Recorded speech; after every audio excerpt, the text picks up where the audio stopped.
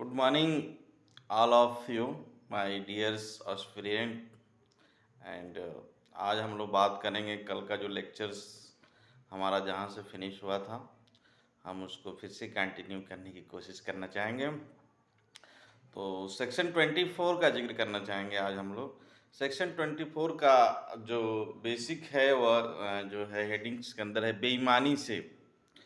तो बेईमानी से का मतलब क्या होता है कि जो कोई इस आशय से कोई कार्य करता है, जो कोई इस आशय से कोई कार्य करता है कि एक व्यक्ति को सदोष अभिलाभ कारित करे, एक व्यक्ति को सदोष अभिलाभ कारित करे या अन्य व्यक्ति को सदोष हानि कारित करे, मतलब किसी को गलत तरीके से लाभ पहुंचाए या किसी को गलत तरीके से हानि पहुंचाए, तो वह उस कार्य को बेईमानी से करता है, यह कहा जाता है। तो सेक्शन 24 समझ गए होंगे आप लोग। जल्दी जल्दी आगे बढ़ते हैं।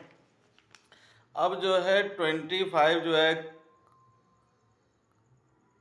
कपट पूर्वक। तो इसका मतलब यह है कि जो कपट पूर्वक करता है, जो व्यक्ति किसी बात को कपट पूर्वक करता है, यह कहा जाता है कि वह जो है फ्रॉड करने के आशय से वह काम कर रहा है। तो फ्रॉड करना एक तरीके से सेक्शन 25 में आता है। धोखा देना, धोखा देने के आशय से किसी की गोपनीयता को भंग करना या इस तरीके से जो चीज़ें आती हैं, यह आपका जो कपट पूर्वक आता है। अब कभी कभी जो है कपटपूर्ण और बेईमानी से अंतर भी पूछ लेता है, तो आप लोग इसको पढ़ लीजिएगा, ज़्यादा डिटेल में अब नहीं पढ़ाएंगे। और सेक्शन 26 जो है विश्वास करने का कारण है। और सेक्शन 28, सेक्शन 27 में जो पत्नी लिपिक या सेवक के कब्जे में संपत्ति, सेक्शन 27 जो है पत्नी लिपिक या सेवक के कब्जे में संपत्ति, सेक्शन 27 आईपीसी में कहा गया है कि जब संपत्ति किसी व्यक्ति के निमित्त, जब संपत्ति किसी व्यक्ति के निमित्त उस व्यक्ति की पत्नी लिपिक या सेवक के कब्जे में है, तब वह इस संहिता के अर्थ के अंतर्गत उस व्यक्ति के कब्जे में है माना जाएगा। ये भी जो है इससे भी कभी कभी सवाल आ जाते हैं।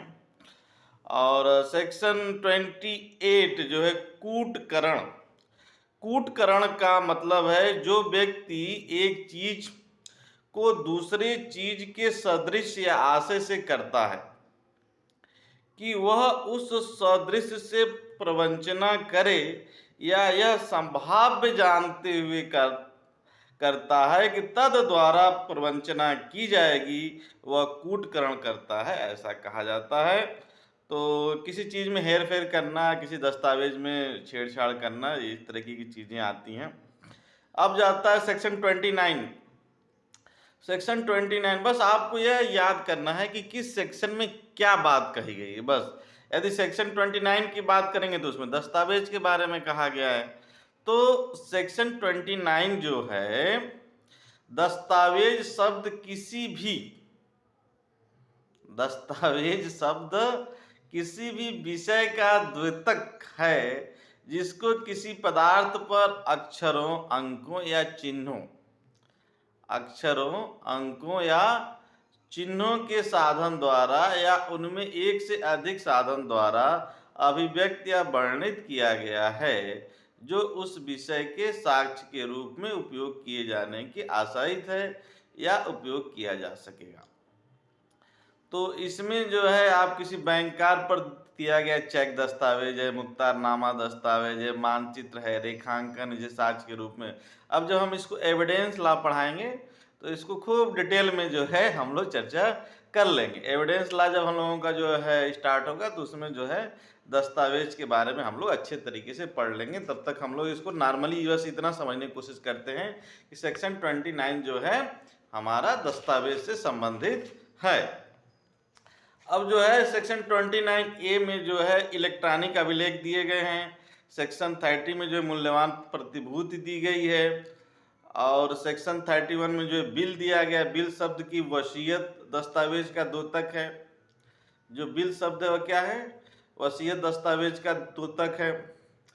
इस तरीके से जो है आपका जो है सेक्शन 32 में जो है एक्ट वगैरह दिया गया है, किसी कार्यों का निर्देश करने वाले शब्दों के अंतर्गत अवैध लोप आता है। एक्ट और ओमिशन को तो आपको समझना ही पड़ेगा। इसको एक्ट और ओमिशन सेक्शन 32 में आता है। इससे क्वेश्चंस जो है आप लोगों को मेंस एग्जाम में भी पूछे जाते हैं, एक्ट और ओमिशन क्या है। तो एक्ट और ओमिशन जो है, एक्ट के बारे में बता दें सेक्शन 32, कार्य में अवैध लोप इलीगल ओमिशन भी सम्मिलित है। जो कार्य है, एक्ट का मतलब होता है कार्य, कार्य में जो है अवैध लोप भी सम्मिलित है। कार्य से तात्पर्य एक व्यक्ति द्वारा स्वेच्छा से की गई कोई चीज कार्य इच्छा की अवधारणा है, जो एक प्रभाव उत्पन्न करता है। कोई भी बाह्य अभिव्यक्ति एक कार्य है, मतलब कुछ भी कर रहे हैं, बाह्य अभिव्यक्ति आपके द्वारा कुछ भी की जाती है तो भी एक कार्य है। इसमें लिखना भी शामिल है और बोलना भी शामिल है। लिखना भी शामिल है और बोलना भी शामिल है। संहिता के अंतर्गत कार्य किसी धनात्मक आचरण तक ही सीमित नहीं है। इसमें लोप का मतलब ओमिशन, जैसे काम न करना। जैसे काम न करने का मतलब होता है कि जैसे मान लीजिए हमने किसी जो है आपने किसी बाबू को जो है आपकी किसी दुश्मन की पेंशन की फाइल पड़ी है, तो आपने किसी बाबू को रिश्वत दे दिया कि तुम फाइल को दबाए रखना, मतलब काम न करने के लिए आपने उसको घूस दे दी, तो ये कहा जाता है ओमिशन। ओमिशन मतलब लोप, कार्य न करने का मतलब। एक होता है कि आप जो कार्य करते हैं उसका, और एक होता है आप जैसे एक होता है कार्य करने के लिए पैसा, फाइल को आगे बढ़ाने के लिए पैसा। दूसरा है एक व्यक्ति कहता है नहीं फाइल को रोके रखना, इसका हम तुमको रिश्वत दे रहे हैं। तो ये दोनों क्या अफेंस है, इसको समझने की कोशिश करिए। ये दोनों क्या है? अफेंस हैं। तो इसको जो है अब लोप शब्द को तो हमने बता ही दिया, आपका सेक्शन 32 कंप्लीट कर दिया मैंने। अब जो है सेक्शन 33 में जो है आपका जो एक्ट और ओमिशन के बारे में और डिटेल में बताया गया है कि कार्य शब्द कार्यवली का द्योतक है। इसी प्रकार जिस प्रकार एक कार्य लोप तथा शब्दावली द्योतक है, तो उसी प्रकार जिस प्रकार एक लोप का, तो इसको समझ लीजिएगा। अब आता है सेक्शन 34। यह आपका बहुत ही इंपॉर्टेंट सेक्शन है। अब आ गया सेक्शन 34। सेक्शन 34 बहुत ही इंपॉर्टेंट सेक्शन है। या जब आप लोग जो है कोर्ट में जो है प्रैक्टिस करने के लिए जाएंगे तो वहाँ यह सेक्शन जो है आपको बताया जाएगा। तो सेक्शन 34 कोई मतलब ऑफेंस नहीं है, मतलब ये थ्योरी है। यह क्या करता है? थ्योरी देता है, थ्योरेटिकल पार्ट है। तो यह किसी दूसरे के साथ जुड़ जाता है, तो एक तरीके से यह थ्योरी डेवलप करता है। सामान्य आशय को अग्रसर करने में कोई व्यक्ति द्वारा किया गया कार्य। अब सामान्य आशय को अग्रसर करने में किसी व्यक्ति द्वारा किया गया कोई कार्य, जब कोई या जबकि कोई आपराधिक कार्य, जबकि एग्जामिनेशन के पॉइंट ऑफ व्यू से एपीओ के लिए और पीसीएस जे एग्जाम के लिए, लॉ के किसी भी एग्जाम के लिए जहां पर आईपीसी पूछी जाती है, इंडियन पेनल कोड से संबंधित आता है, section 34 very most important section. इसको एकदम अपने माइंड में बैठा लीजिए। और इससे क्वेश्चन 101% उम्मीद है कि एपीओ के एग्जाम में सेक्शन 34 से क्वेश्चन आएगा।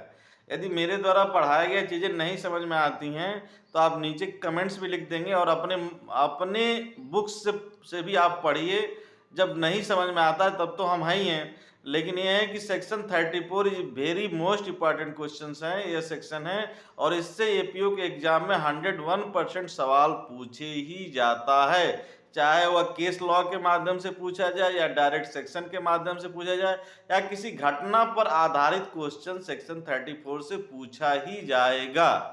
आप इस चीज को नोट कर लीजिए, keep in your mind related to APO examination section 34 is also relevant. तो आपकी सफलता की सीढ़ी जो है सेक्शन 34 से भी जाएगी। एक एक कदम सेक्शन 34 को भी आपको सामने रखना पड़ेगा, तभी जाकर के आप सफल होंगे। चलिए हम लोग आते हैं। देखिए मेरे मतलब इसको आप लोग अन्यथा मत लीजिए, जैसे मान लीजिए कोई चीज़ जो है सेक्शन 34 में फोकस कर रहा हूँ, तो इसका मतलब है कि इससे सवाल आएँगे। तो आप यदि मतलब मेरा लेक्चर अटेंड नहीं कर पा रहे हैं, तो आप अपने मन से भी जो मेरे इम्पोर्टेंट सेक्शन जो मतलब बताए जा रहे हैं, उसको अपने मन से भी हाइलाइट करके आप दूसरे बैरेक्ट या दूसरे किताब से आप लोग पढ़ सकते हैं। तो इम्पोर्टेंट होता है, उसमें उसमें कोई डाउट नहीं होता। जो छात्र पहली बार मतलब एपीओ का एग्ज़ाम देने जा रहे हैं, उनके लिए तो मैं सेक्शन 34 आप रट डालिए बैरेक्ट से। इवन इंटरव्यू में भी आप जाएँगे तो सेक्शन 34 आपसे आपसे पूछ दिया जाता है। तो जो है आपकी जो है प्रारंभिक परीक्षा के लिए, दूसरा जो है मेंस परीक्षा के लिए, तीसरा जो है इंटरव्यू के लिए। जब तीनों के लिए इम्पोर्टेंट है, तो इसको पढ़ना भी ज़रूरी है। नहीं पढ़ेंगे तो कैसे काम चलेगा? तो फिर से हम लोग पढ़ते हैं। इसको कहा जाता है संयुक्त दायित्व का सिद्धांत, जो है प्रिंसिपल ऑफ जॉइंट लायबिलिटी। तो इसमें यह है कि जबकि कोई कार्य आपराधिक कार्य कई व्यक्तियों द्वारा अपने सबके सामान्य आशय को अग्रसर करने में किया जाता है, ऐसे व्यक्तियों में से हर एक व्यक्ति उस कार्य के लिए उसी प्रकार दायित्वहीन होगा मानो वह कार्य अकेले उसी के द्वारा किया गया है। तो अब जो है कोई आपराधिक कार्य, जबकि कोई आपराधिक कार्य कई व्यक्तियों द्वारा अपने सबके सामान्य आशय को अग्रसर करने में किया जाता है। अब आता है कि जब वह स्वयं अपराध करता है, जब वह अपराध घटित होने में भाग लेता है, जब वह अपराध कारित करने के उद्देश्य से किसी तीसरे पक्ष को प्रेरित करता है, अर्थात वह अपराध स्वयं न करके किसी तीसरे पक्ष द्वारा करवाता है, जब वह अपराध घटित होने के पश्चात अभियुक्त को न्याय से छुपाने का प्रयास करता है। ये चीजें हैं जो आपको सेक्शन 34 में आएंगी। तो मतलब एक से अधिक व्यक्तियों का होना सेक्शन 34 में जरूरी है। तो इसको हम लोग पढ़ने की कोशिश करते हैं। संयुक्त दायित्व का सिद्धांत, प्रिंसिपल ऑफ ज्वाइंट लायबिलिटी। संयुक्त दायित्व का सिद्धांत, थोड़ा समय लग रहा है। भारतीय दंड संहिता में कुछ ऐसे उपबंध हैं जो एक ऐसे व्यक्ति के दायित्व को निर्धारित करते हैं। भारतीय दंड संहिता में कुछ ऐसे उपबंध हैं जो एक ऐसे व्यक्ति के दायित्व को निर्धारित करते हैं जो दूसरे अन्य लोगों के साथ मिलकर कोई अपराध करता है। मतलब दूसरे किसी अन्य साथ जब मिलकर के आप कोई अपराध करेंगे तो क्या होगा, यहाँ पर जो संयुक्त दायित्व का सिद्धांत आ जाता है। ऐसे सभी उपबंधों में संयुक्त दायित्व सृजित होता है या संयुक्त दायित्व वहाँ पर ज्वाइंट लायबिलिटी बनती है, क्रिएट होती है, क्योंकि इसमें या तो आशय या तो उस वर्ग के सम्मिलित सभी व्यक्तियों का उद्देश्य सामान्य होता है। भारतीय दंड संहिता के अंतर्गत आपराधिक दायित्व का विनिश्चय इस बात पर निर्भर करता है कि कोई व्यक्ति अपराध से किस प्रकार जुड़ा हुआ था। तो ये 4 पॉइंट्स जो मैंने अभी पढ़े थे फिर से मैं रिपीट कर दूं।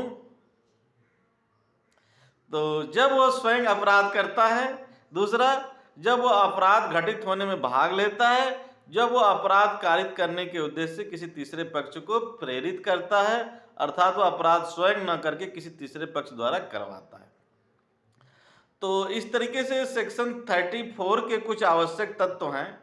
तो इसको जो है आप धीरे से सुन लीजिए, ज़्यादा लिखने समझने का तो टाइम नहीं है, क्योंकि वीडियो जब लंबी हो जाती है तो लोग बोर होने लगते हैं। लेकिन एक जिनको एग्जामिनेशन की सफलता पानी है तो उनको तो पढ़ना ही पड़ेगा। तो एक आपराधिक एक्ट होना चाहिए, आपका क्रिमिनल एक्ट होना चाहिए, आपके द्वारा कोई आपराधिक कार्य किया जाना चाहिए। आपराधिक कार्य एक से अधिक व्यक्तियों द्वारा किया गया, एक ही व्यक्ति नहीं, एक से अधिक व्यक्तियों द्वारा आपराधिक कार्य किया गया हो। आपराधिक कार्य ऐसे व्यक्तियों द्वारा जो सबके सामान्य आशय को अग्रसर करने हेतु किया गया। सामान्य आशय, इसको मैं डिटेल में बताऊंगा। सामान्य आशय आपका जो है similar intention and common intention में क्या अंतर होता है, इसको मैं आगे बताऊंगा। तो यहाँ पर जो है हम सामान्य आशय की बात कर रहे हैं, सामान्य आशय के अग्रसर करने हेतु किया गया हो। ऐसे व्यक्तियों के बीच सामान्य आशय पूर्व निर्धारित योजना के अंतर्गत होना चाहिए। ऐसे व्यक्तियों के लिए सामान्य आशय पूर्व निर्धारित योजना के अंतर्गत होना चाहिए। अपराध के सभी कथित अभियुक्तों को किसी न किसी प्रकार सम्मिलित होना आवश्यक है। अपराध घटित होते समय सभी व्यक्तियों की शारीरिक उपस्थिति, परंतु सभी व्यक्तियों के सभी मामलों में शारीरिक उपस्थिति आवश्यक नहीं है। मतलब यह है कि सभी व्यक्तियों की शारीरिक उपस्थिति आवश्यक है, लेकिन कुछ ऐसे फैक्ट और सर्कमस्टांसेज हैं जहां पर जो है सभी व्यक्तियों मामले में जो है सभी व्यक्तियों की सभी मामलों में शारीरिक उपस्थिति सदैव आवश्यक नहीं रहती है, हमेशा आवश्यक नहीं रहती है।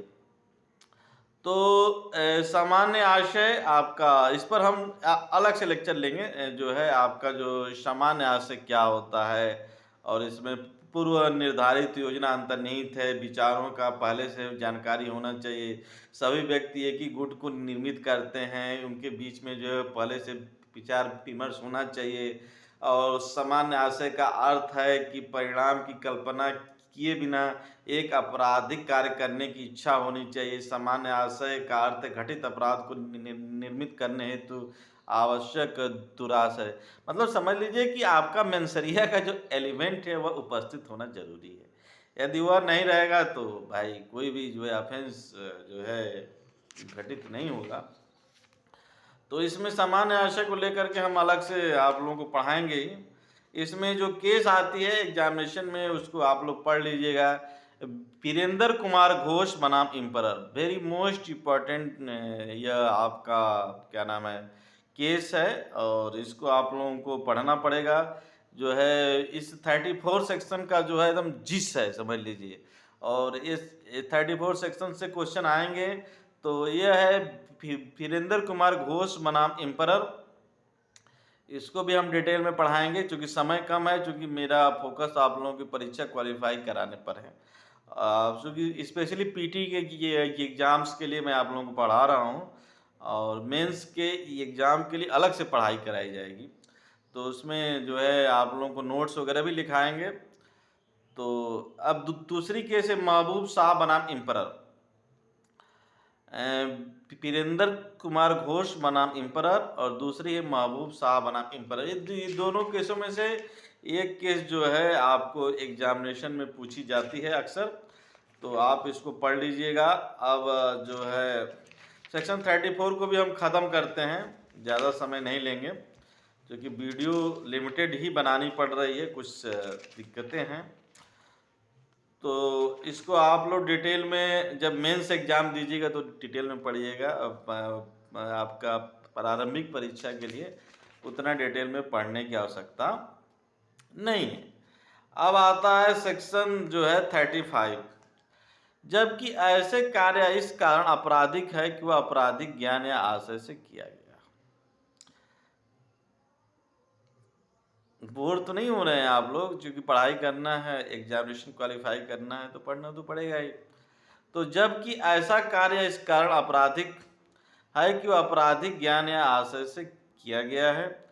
जब कभी कोई कार्य जो आपराधिक ज्ञान या आशय से किए जाने के कारण ही आपराधिक है तो कई व्यक्ति द्वारा किया जाता है, तब ऐसे व्यक्तियों में से हर व्यक्ति जो ऐसे ज्ञान या आशय से उस कार्य में सम्मिलित होता है उस कार्य के लिए उसी प्रकार दायित्व के अधीन है, मानो वह कार्य उस ज्ञान या आशय से अकेले उसी के द्वारा किया गया। तो सेक्शन 35 कुछ खास नहीं है, और इसको जो है इससे ज़्यादातर क्वेश्चंस नहीं पूछे जाते हैं, लेकिन फिर भी आप इतना याद कर लीजिए कि जबकि ऐसे कार्य इस कारण आपराधिक है कि वह आपराधिक ज्ञान या आशय से किया गया। आपराधिक ज्ञान या आशय से यदि कोई भी कार्य करेंगे तो आपराधिक ही होगा, तो इसमें किसी प्रकार कोई शक शुबा नहीं है। तो आज के लिए आज का लेक्चर्स यहीं पर जो फिनिश करते हैं, और कल हम लोग जो है सेक्शन 36 से आगे कंटिन्यू करेंगे।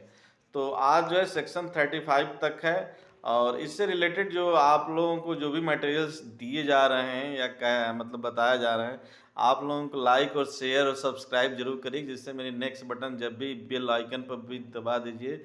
नेक्स्ट नेक्स्ट वीडियो मेरी जब भी आएगी तो आप लोगों को आसानी से पहुंच जाएगी।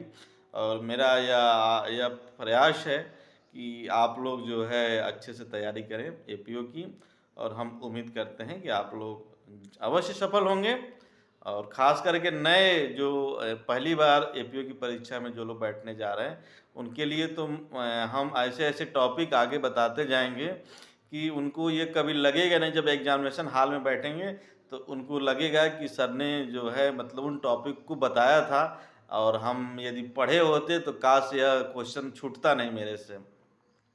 तो आप लोगों से फिर से रिक्वेस्ट है, I request again that my channel is मेरे चैनल को आप लोग सब्सक्राइब करें, और इसको जो है लाइक करें, और इसको शेयर करें, कमेंट्स करें।